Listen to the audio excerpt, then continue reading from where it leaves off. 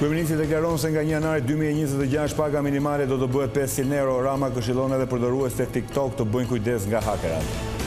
Berisha shpall programin ekonomik dhe premton uljen e taksës së pronës dhe të çmimit të energjisë. Kodi fiskal nuk do të ndryshojë sipas interesave. Eventi Matchmaker Albania mbledh në Tiranë mbi 1000 pjesëmarrës nga 37 shtete, investitorë dhe kompani të ndryshme eksplorojnë mundësitë për biznes. Shtojnë rastet e kancerit në Fier, në 3 muaj u regjistruan 120 persona të tjerë me sëmundjen e rëndë, shkak jeta sedentare, duani dhe kequshqyerja.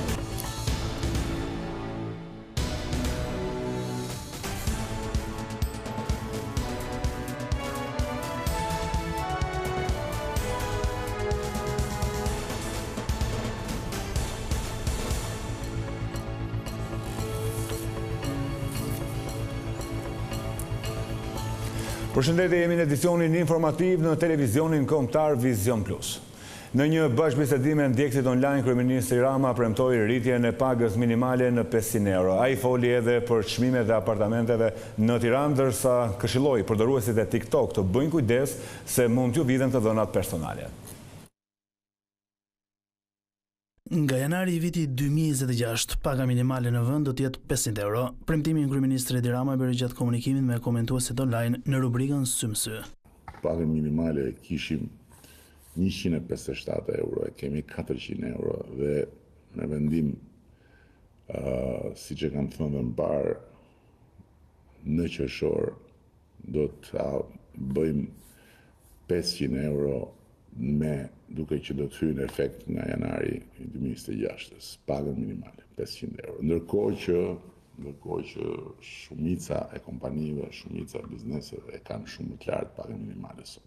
Kreu i qeverisë nuk ju shmang pyetjes për çmimet e larta të banesave.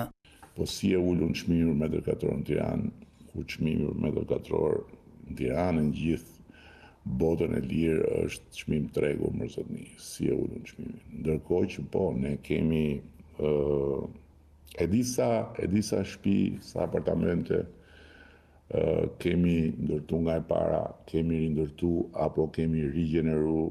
Rama tha se procedura për mbylljen e TikTokut ka përfunduar për telefonat smart. Nga ana tjetër, dua që të gjitha dinë se mënyra për t'ju shmangur bllokimit duke përdorur të ashtu quajturat VPN falas është shumë e rrezikshme, pasi dihet botërisht se përmes VPN-ve falas hakerat bëjnë namin në grabitjen e të dhënave të telefonit. Vota 11 majit, tha Rama, është domosdoshmëri për të vijurur rrugën e integrimit në BE, si dhe që barazia para ligjit të mos vihet në diskutim. Programi i Partisë Demokratike sipas liderit të opozitës do ta bëjë Shqipërinë madhështore, teksa zbuloi në praninë të shoqatave të bizneseve detajet e programit.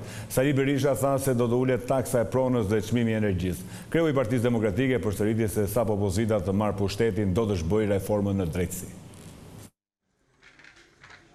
Kryetari i Partisë Demokratike Sali Berisha shfrytzoi një takim me dhomën e tregtisë dhe industrisë së Tiranës së shoqatat e biznesit për diskutuar me ta programin elektoral të Aleancës për Shqipërinë madhështore.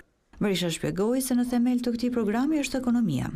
Ne kemi shpallur Made in Albania, prodhimin shqiptar si krenari kombëtare.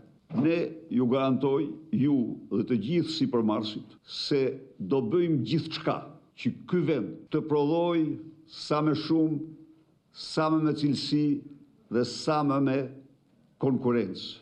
Në funksion të këtij qëllimi, Berisha premtoi se qeveria e Partisë Demokratike do të ulë taksat. Kryetari PD-s Berisha deklaroi se taksa e rritjes pronës do të jetë 2% nga 15% që është sot. Çmimi i energjisë elektrike do të jetë 6 lekë për kilowatoor e nafta do të ketë të njëjtin çmim si në Kosovë.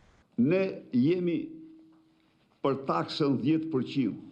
Taksa e shekujve dhe miljeçarëve e njerëzimit është e faktuar si taksa më e drejtë. Kryetari i Partisë Demokratike u premtoi bizneseve stabilitet ligjor, duke theksuar se do të miratohet një kod fiskal që nuk do ndryshojë më. Kodi do miratohet në fillim të 4 vjeçarit dhe ai kod do merret a priori e drejtë dhënë për investitorin, për biznesmenin dhe nuk mund të ndryshojë në disfavor të tij. Nga ana tjetër, Berisha premtoi edhe siguri juridike, e cila sipas tij vjen me zhbërjen e reformës në drejtësi dhe realizimin e një reforme të re. Sot, për çështjet civile duhet presish 10 vjet, 15 vjet. Dhe kjo nuk po vjen duke u paksuar, se u ndjek me shumë interes. Ishin 130.000 dosje të dashur miq, tani janë 150.000 dosje. Dhe po të pyesish, reforma, çfarë reforme? Reformë që u mohon shqiptarëve të drejtë në procesit ligjor. Berisha ironizoi edhe premtimin e kryeministrit Edi Rama që në mandatin e 4 rroga minimale do të jetë 500 euro. Kujtohet tani ai pas një viti rrogë minimale 500 euro, del sot në mëngjes e u thot popullit do ta bëj rrogën minimale 500 euro. Kush shpjegoi ty deri tani jam thotë? Më thuaj ti burr. Sipas Berishës, programi ekonomik i PD-s është programi që do të ndërtojë Shqipërinë madhështore në 4 vitet e ardhshme.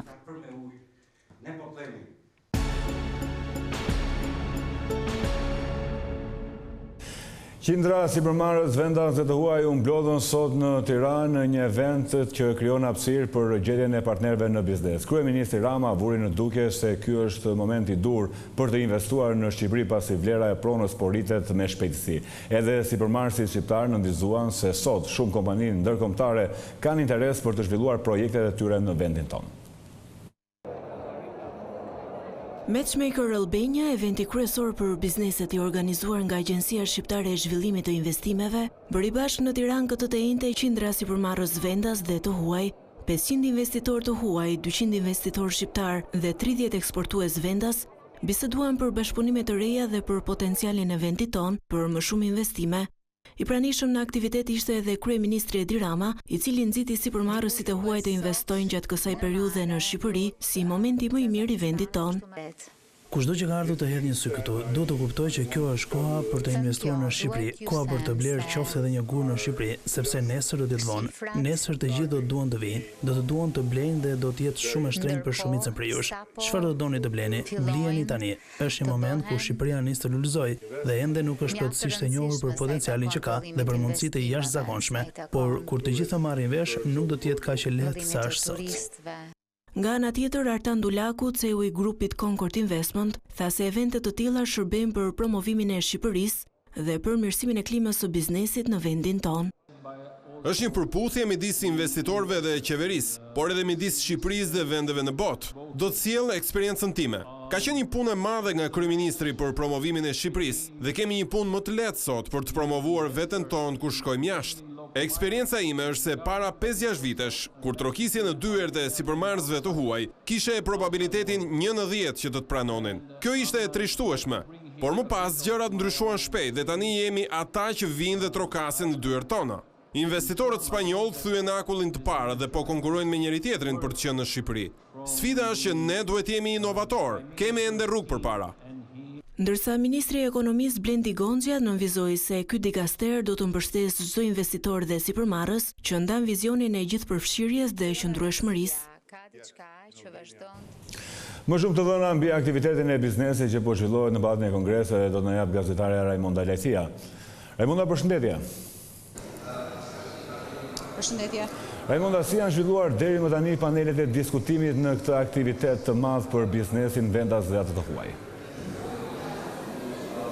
Si kundër e dëgjuam edhe nga kronika, kryeqyteti ka mirëpritur këtë të njëjtë rreth 500 biznese ndërkombëtare nga 36 shtete të ndryshme të botës. Janë bërë bashkë këtu në Pallatin e Kongreseve në eventin që njihet me emrin Matchmaker Albania apo gjej partnerin tënd në biznes dhe kap mundësinë. Bëhet fjalë për pjesëmarrës janë edhe 200 biznese vendase si dhe 30 biznese eksportuese. Qëllimi i këtij eventi është pikërisht pra që të bëjë bashkë investitorët e huaj dhe ata vendas, të cilët kanë interesat të përbashkëta për të zhvilluar apo për të investuar në Shqipëri apo për të rritur më tej aktivitetin e tyre ekonomik në fusha të ndryshme të ekonomisë. Gjatë kësaj dite kemi parë 2 panele. Në pjesën e parë të eventit patëm zyrtarët dhe kryeministrin Edi Rama së bashku me anëtarët e kabinetit, të cilët prezantuan potencialin që ka Shqipëria për të investuar në vendin tonë, ndërsa më pas kemi panelet me biznese të cilat janë zhvilluar dhe workshope apo business to business, takime mes bizneseve apo takime edhe mes bizneseve dhe institucioneve shtetërore për të kuptuar më shumë rreth klimës ekonomike dhe rreth sektorëve potencial që ofron Shqipëria për të investuar.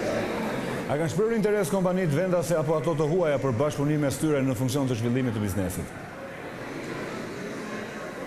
Orion, ne Vision Plus një ditë më parë bëri publike dhe shifrat e Bankës së Shqipërisë, e cila konfirmoi dhe saktësoi se në vitin 2024 investimet e huaja në Shqipëri arritën 1.6 miliard euro për të tretin vit me radhë.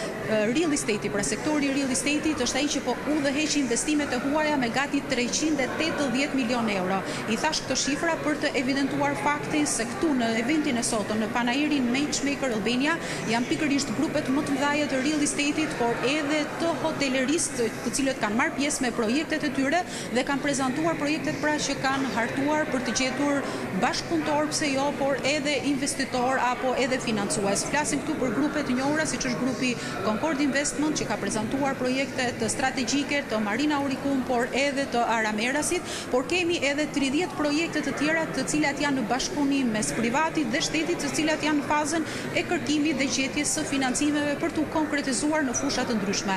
Pra e thënë ndryshe, real estate, ndërtimi dhe turizmi janë sektorët për të cilët janë shfaqur më shumë interes investitorët e huaj në këtë event të ditës së sotme. Po marka Made in Albania çfarë vlerë po merr në kushtet e hapjes së tregut edhe për të huajt? Në fakt, siç e dëgjuam edhe nga drejtues të bizneseve në gjatë kronikës pra që u transmetua pak minuta më parë, nëse deri dje ishin shqiptarët që kërkonin të gjenin një bashkëpunëtor apo të merrnin pjesë në panaire të ndryshme ndërkombëtare për të kërkuar partnerët e tyre të huaj, tashmë po shohim se situata ka ndryshuar. Po vinë të huaj dhe po trokasin dhe po interesohen për projektet shqiptare, por specifikisht edhe për produktet Made in Albania. Gjatë eventit të ditës së sotme janë prezantuar një sër produktesh nga sektor të ndryshëm të ekonomisë, siç është ushqimi, por edhe nga sektorë siç janë bimët medicinale që janë dhe ndër eksportuesit kryesor në të eksporteve shqiptare. Sot është momenti që për eksportuesit që janë prezent këtu 30 prej tyre të gjejnë partnerët e tyre, duke patur parasysh që bëhet fjalë që ata kërkojnë tregje ndërkombëtare për të operuar në aktivitetin e tyre. Ndaj sot në Pallatin e Kongreseve është vendi i duhur edhe janë njerëzit e duhur për të bërë atë meçin apo për të bërë atë për të gjetur partnerin ideal në biznesin e tyre. Faleminderit Raimonda Lesia për këtë lidhje. Ndërkohë do të vazhdojmë me edicionin informativ duke qëndruar sërish tek tema ekonomisë. Ekonomia shqiptare u rrit me afro 4% gjatë vitit 2024 ose 0.02% më shumë se një vit më parë. Pozitivisht në rritjen ekonomike edhe në vitin e shkuar vjoj të kontribuoi sektori i ndërtimit, ndërkohë që vend kryesor kishte edhe grupi i administratës publike falë reformës së pagave, po ashtu edhe tregtia e ekonomia si rezultat i zhvillimit të mirë turistik. Nga ana tjetër, rënja e bujqësisë nuk u ndal në vitin 2024, referuar shifrave të Instat, bujqësia ra me 1.15%, duke mbyllur kështu vitin e 4 me performancë negative. Megjithatë, më e fortë rënja ishte tek industria me 6.8%, një sektor që përvuan prej zhvlerësimit të euros.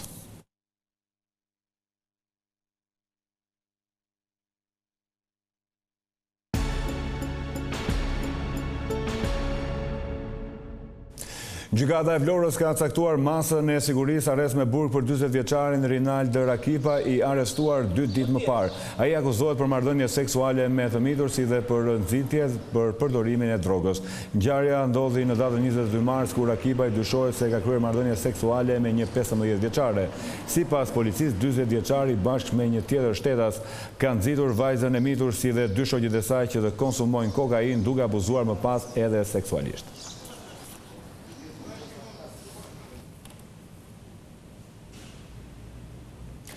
Jeta sedentare, ushqimi keq, ndotja dhe duhani kanë shtuar rastet me kancer në Fier. Mjekët pohojnë se në vetëm 3 muaj u diagnostikuan 120 persona të tjerë me sëmundjen e rëndë. Gjatë 3 mujorit të parë të vitit të 2025, numërohen 120 raste të reja me kancer pranë Spitalit Rajonal të Fierit. Mjekja onkologe Anisa Mone tregon disa nga faktorët që ndikojnë në përhapjen e sëmundjes, ndërsa thekson se një rritje numrit të prekurve me kancer vjet re edhe tek moshat e reja. Shkaqet kryesore të shkaktimit të sëmundjeve malinje, përveç faktorit gjenetik, rëndësia kryesore është stili jetesës, jeta sedentare, kequshqyerja si dhe veset, duhan pirja, alkooli, vjet re një rritje numrit të rasteve dhe tek moshat e reja. Të dhënat e 3 mujori tregojnë edhe një shtim të rasteve me kancer të gjirit. Vjet 3 një rritje e numrit të rasteve tek femrat të diagnostikuara me kancer gjiri dhe me kancer kolorektal. Mjekët tregojnë se fal terapive një pjesë e mirë të prekurve të diagnostikuar në fazë të hershme jo vetëm që janë përmirësuar, por edhe janë shëruar plotësisht. Aktualisht në spitalin tonë dhe në të gjitha qytetet e tjera trajtojnë të gjitha diagnozat kryesore me kimioterapi dhe terapi të targetuar. Aktualisht nuk kemi mungesa në medikamente, ndërsa në spitalin onkologjik QSUT bëhet trajtimi të gjitha diagnozave sipas protokolleve ndërkombëtare dhe numri i medikamenteve, terapive të targetuara dhe imunoterapive është rritur ndjeshëm. Përballë kësaj situate, mjekët apelojnë për kontrolle të vazhdueshme në mënyrë që sëmundja të mos diagnostikohet në stade të avancuara. Ishte e gjithçka përgatitur për këtë edicion informativ. Faleminderit për vëmendjen, bashkë mirupafshim.